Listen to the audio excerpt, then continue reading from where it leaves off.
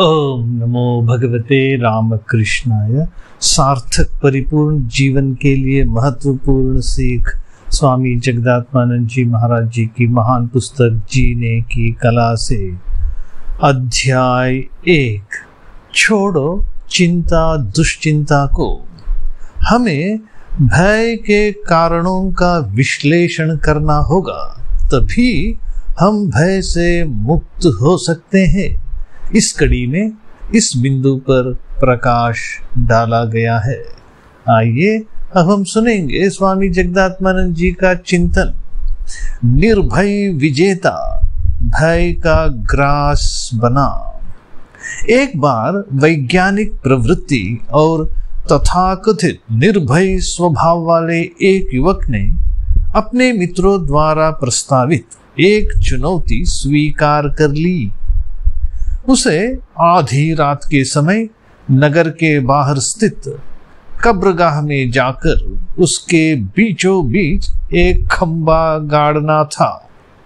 वह युवक रात में कब्रों की खोजबीन करके उनके भीतर भूत प्रेतों की मौजूदगी का सत्यापन करने की महत्वाकांक्षा रखने वाले निर्भय विजेता के रूप में प्रसिद्ध था। वह विश्वास के साथ अग्रसर हुआ। उसके पीछे पीछे जाने वाले मित्र कब्रिस्तान के द्वार पर रुककर उसकी प्रतीक्षा करने लगे। वह युवक कब्रगाह में गया। मित्रों ने खंबा गाड़ने की आवाज सुनी और थोड़ी ही देर में सब कुछ शांत हो गया।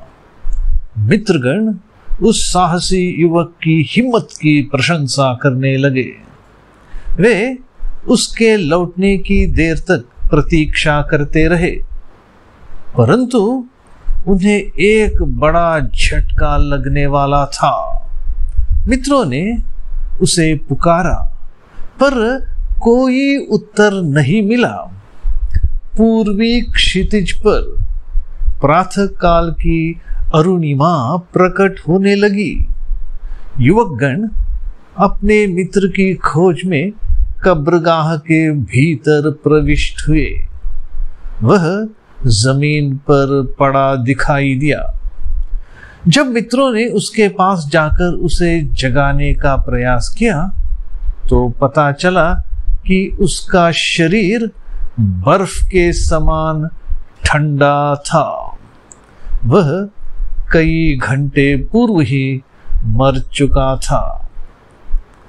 उन लोगों को शीघ्र ही उसकी मृत्यु का कारण ज्ञात हो गया।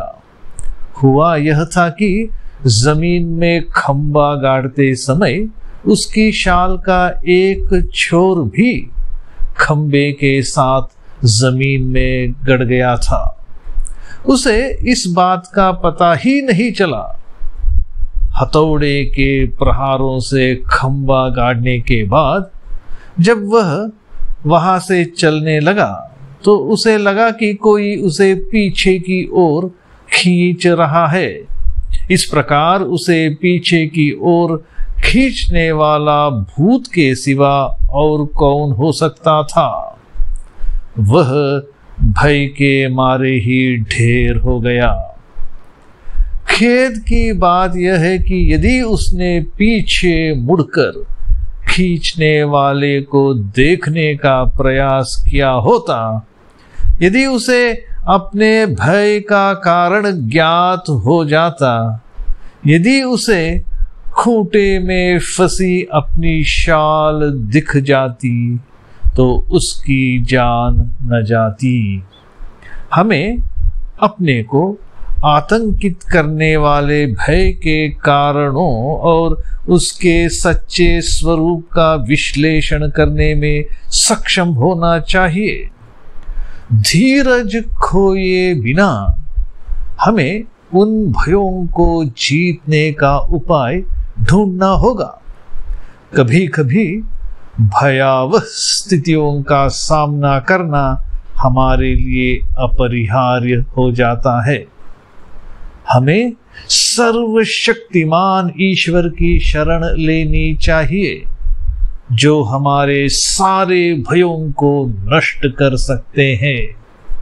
हमें सच्चे हृदय से प्रार्थना करते हुए स्वयं को उनकी इच्छा के प्रति, भगवान की इच्छा के प्रति समर्पित कर देना चाहिए। ओम शांति शांति शांति। हरि ओम तत्सत। श्री राम कृष्णार्पणमस्तु।